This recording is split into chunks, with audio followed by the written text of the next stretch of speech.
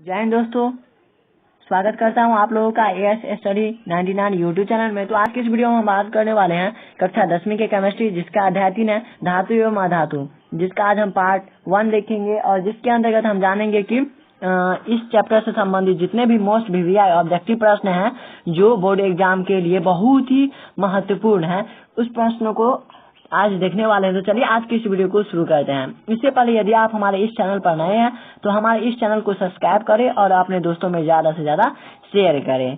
ठीक है, तो चलिए आज की इस वीडियो को शुरू करते हैं। पहला प्रश्न है कि अम्लगम एक मिश्र धातु है जिसमें एक धातु हमेशा रहता है। तो इसमें ऑप्शन दिया गया है, पहला कॉपर, दूसरा है सिल्वर, तीसरा है पारा और चौथा है सोना। ठीक है, तो इसका जो करेक्ट आंसर है वह है ऑप्शन सी अर्थात पारा। ठीक है, अम्लगम एक मिश्र धातु है जिसमें एक धातु हमेशा रहता है, वह है पारा। ठीक है, अब अगला प्रश्न है कि निम्न में से कौन सा पदार्थ ऑक्सीजन से संयोग नहीं करता है। तो इसमें ऑप्शन दिया गया है, पहला तांबा, दूसरा है गोल्ड, तीसरा है जिंक और चौथा है पोटेशियम। तो इसका जो करेक्ट आंसर है वह है ऑप्शन बी अर्थात गोल्ड। गोल्ड अर्थात सोना। सोना ही है एक ऐसा धातु है और भी धातु हैं जो ऑक्सीजन के साथ अभिक्रिया नहीं करता है, इसी कारण उस पर जंग नहीं लगता है। ठीक है, अब अगला प्रश्न है कि कौन विद्युत का सर्वोत्तम सुचालक है। तो इसमें ऑप्शन दिया गया Cu अर्थात कॉपर, Ag अर्थात चांदी और Al अर्थात एल्युमिनियम और Fe अर्थात लोहा। ठीक है, तो इसका जो करेक्ट आंसर है वह है ऑप्शन बी अर्थात Ag। Ag अर्थात क्या, चांदी। चांदी विद्युत के अच्छे सुचालक हैं। ठीक है, अब अगला प्रश्न है कि बॉक्साइट निम्नलिखित में से किस धातु का मुख्य ऐसक है। तो इसमें ऑप्शन दिया गया, पहला लोहा, दूसरा ऑप्शन है कैल्शियम, तीसरा ऑप्शन है सोडियम और चौथा ऑप्शन है एल्युमिनियम। ठीक है, तो इसका जो करेक्ट आंसर है वह है ऑप्शन डी अर्थात एल्युमिनियम। बॉक्साइट का एक ऐसा कौन है, तो एल्युमिनियम। ठीक है, अब अगला प्रश्न है कि निम्नांकित में कौन उपधातु है। तो इसमें ऑप्शन दिया गया, पहला Fe, दूसरा है Cu, तीसरा है Ni और चौथा है Sb। तो इसका जो करेक्ट आंसर है वह है ऑप्शन डी अर्थात Sb उपधातु है। ठीक है, अब अगला प्रश्न है कि शुद्ध सोना को व्यक्त किया जाता है। शुद्ध सोना को व्यक्त किया जाता है किससे। तो इसमें ऑप्शन दिया गया, पहला 22 कैरेट, दूसरा है 24 कैरेट और तीसरा है 20 कैरेट और चौथा है 12 कैरेट। तो इसमें इसका जो करेक्ट आंसर है वह है ऑप्शन बी अर्थात 24 कैरेट। शुद्ध सोना जो होता है वह 24 कैरेट का होता है, लेकिन हमारे यहाँ जो सोना मिलता है वह 22 कैरेट का होता है। उसमें 2 कैरेट पीतल और चांदी मिला दिया जाता है ताकि उसमें कालापन हो। 24 कैरेट का जो सोना होता है वह बहुत ही मुलायम होता है। ठीक है, उसे खींचकर बहुत ही पतला तार और उसे पीट कर एकदम पतला चादर जैसा बनाया जा सकता है, लेकिन 22 कैरेट का जो सोना होता है उसे आप पीट नहीं सकते हैं। ठीक है, वह कड़ा होता है। ठीक है, इसलिए जब सोना खरीदने जाते हैं दुकान पर तो वह 22 कैरेट का होता है, 24 कैरेट का नहीं, इसलिए वह उसमें कड़ापन होता है। समझ गए। अब अगला प्रश्न है कि पीतल है। पीतल क्या है। तो इसमें ऑप्शन दिया गया, पहला धातु, दूसरा अधातु, तीसरा मिश्र धातु और चौथा उपधातु। ठीक है, तो इसका जो करेक्ट ऑप्शन है वह है ऑप्शन सी अर्थात मिश्र धातु। पीतल क्या है, एक मिश्र धातु है, इसमें धातु और अधातु दोनों के गुण हैं। ठीक है, इसलिए इसे मिश्र धातु कहते हैं।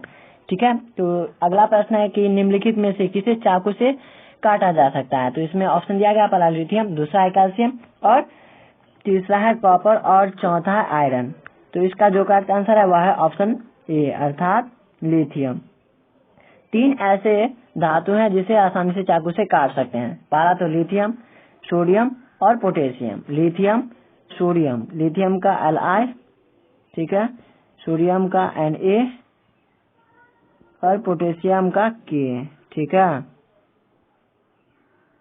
ये 3 ऐसे धातु हैं जिन्हें हम आसानी से चाकू से क्या कर सकते हैं, काट सकते हैं। ओके, अब अगला प्रश्न है कि निम्न में से कौन आयनिक यौगिक है। आयनिक यौगिक कौन है। तो इसमें ऑप्शन दिया गया है, पहला CH4, दूसरा ऑप्शन है CO2, तीसरा ऑप्शन है CaCl2 और चौथा है NH3। तो इसका जो करेक्ट ऑप्शन है वह है ऑप्शन सी अर्थात CaCl2। ये क्या है, एक आयनिक यौगिक है। क्लियर है प्रश्न। अब अगला प्रश्न है कि निम्न में से कौन अधातु है। तो इसमें ऑप्शन दिया गया पहला Fe, दूसरा है सी अर्थात कार्बन, और तीसरा है Al अर्थात एल्युमिनियम, और चौथा है Au अर्थात सोना। ठीक है, तो इसमें बोल रहा है कि कौन अधातु है। सोना लोहा Fe क्या है, धातु है। कार्बन क्या है, अधातु है। और एल्युमिनियम क्या है, धातु है। और सोना क्या, अधातु है। तो यहाँ पर देख लिया जाए कि Fe के बाद में कक्षा में कितना होता है, 2 इलेक्ट्रॉन होता है, अर्थात इसकी संयोजकता 2 होती है, लेकिन कार्बन की संयोजकता 4 होती है, और एल्युमिनियम का 3 होता है, और Au अर्थात सोना का कितना होता है, 2 होता है।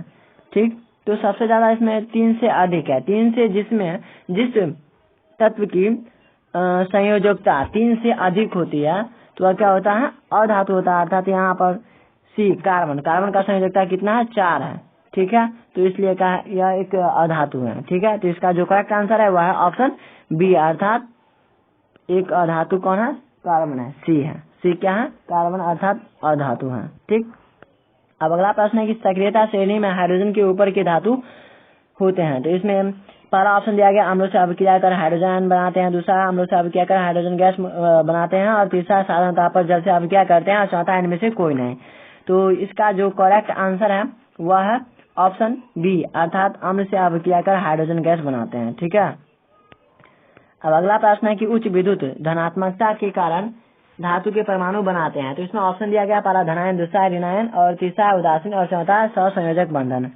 ठीक है, तो इसका जो करेक्ट आंसर है वह है ऑप्शन ए, अर्थात धनायन। ठीक है, अब अगला प्रश्न है कि धातु के ऑक्साइड सामान्यतः होते हैं। तो इसमें ऑप्शन दिया गया पहला अम्लीय, प्रश्न है कि धातु के ऑक्साइड सामान्यतः होते हैं। तो इसमें ऑप्शन दिया गया पहला अम्लीय, दूसरा क्षारकीय, तीसरा अवधर्मी, और चौथा उदासीन।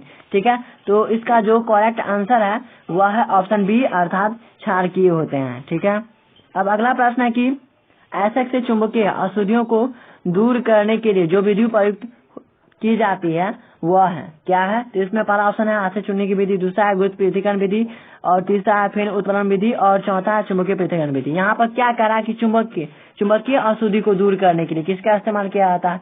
तो इसमें जो प्रश्न कह रहा है उसी के हिसाब से इसमें ऑप्शन ढूंढिए। चुंबक इसमें यहाँ पर ऑप्शन डी है, तो इसका करेक्ट आंसर ऑप्शन डी है, क्योंकि यहाँ पर कह रहा है कि चुंबकीय अशुद्धियों को दूर करने के लिए किसका इस्तेमाल किया जाता है, चुंबक अर्थात लौह पदार्थ को दूर करने के लिए किसका इस्तेमाल किया जाएगा, तो चुंबक है ना। चुंबक से हम आसानी से लौह पदार्थ को हटा सकते हैं, तो इसलिए ऑप्शन इसका डी है करेक्ट। ठीक है, अब अगला प्रश्न है कि सल्फाइड एसिड का सांद्रण किया जाता है। तो इसमें ऑप्शन दिया गया पहला हाथ से चुनकर, दूसरा है निक्षालन द्वारा, तीसरा फिर उत्प्लवन विधि द्वारा, और चौथा है निस्तापन। तो इसका जो करेक्ट आंसर है वह है ऑप्शन सी, अर्थात फिर उत्प्लवन विधि के द्वारा किया जाता है। इसका सल्फाइड एसिड का सांद्रण। क्लियर है। अब अगला प्रश्न है कि निम्नलिखित में कौन एल्युमिनियम का मिश्र धातु है। तो इसमें ऑप्शन दिया गया पहला मैग्नीशियम, दूसरा है जर्मन सिल्वर, तीसरा पीतल, और चौथा है कांसा। ठीक है, तो इसका जो करेक्ट आंसर है वह है ऑप्शन ए, अर्थात मैग्नीशियम।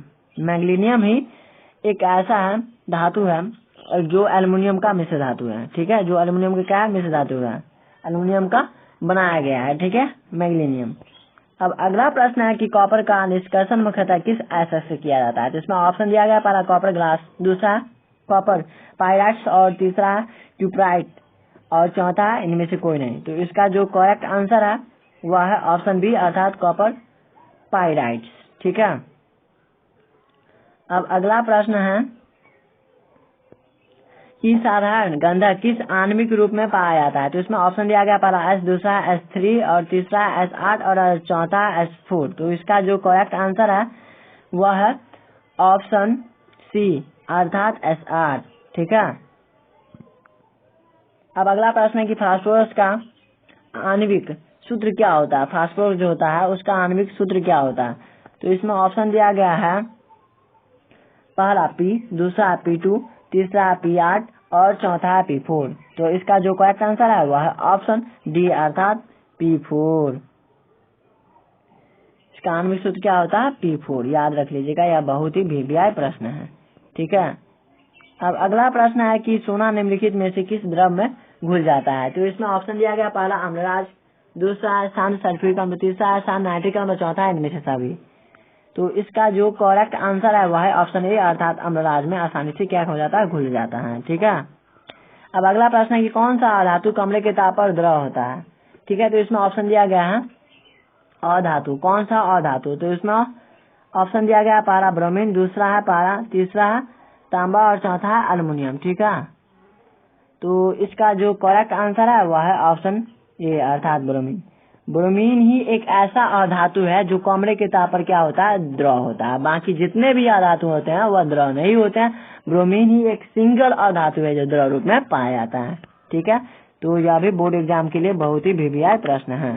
ठीक है, अब अगला प्रश्न है कि सीसा और टीन की मिश्र धातु को कहते हैं। सीसा और टीन की मिश्र धातु को हम क्या कहते हैं, तो इसमें ऑप्शन दिया गया है पहला सोल्डर, दूसरा स्टील और तीसरा है गन मेटल और चौथा है उपधातु। ठीक है, तो इसका जो करेक्ट आंसर है वह है ऑप्शन ए अर्थात सोल्डर। ठीक है, क्या कहते हैं, सोल्डर कहते हैं। सीसा और टीन के मिश्र धातु को क्या कहते हैं, सोल्डर कहते हैं। यह भी बोर्ड एग्जाम की दृष्टि से वीवीआई प्रश्न है। ठीक है, अब अगला प्रश्न है कि निम्नलिखित में से कौन अधिक अभिक्रियाशील है। अधिक अभिक्रियाशील कौन है, तो इसमें ऑप्शन दिया गया पहला Cu अर्थात कॉपर, दूसरा Hg और तीसरा Ag और चौथा Au। ठीक है, तो इसका जो करेक्ट आंसर है वह है ऑप्शन डी अर्थात Au। ठीक है, तो उम्मीद करता हूँ कि आपको यह वीडियो अच्छा लगा हो। यदि आपको यह वीडियो अच्छा लगा हो तो प्लीज हमारे इस वीडियो को लाइक करें और ज्यादा से ज्यादा अपने दोस्तों में शेयर करें। ठीक है, और यदि आपके मन में यह लगे कि हाँ भाई के इस चैनल को सब्सक्राइब कर देना चाहिए, इससे हमें काफी ज्यादा फायदा हुआ है, तो आप हमारे इस चैनल को जरूर सब्सक्राइब कर सकते हैं। ठीक है, और ऑल नोटिफिकेशन को भी क्लिक कर सकते हैं। ठीक है, तो ओके, थैंक्स फॉर वॉचिंग। मिलते हैं अगले वीडियो में। जय हिंद, जय भारत, थैंक यू।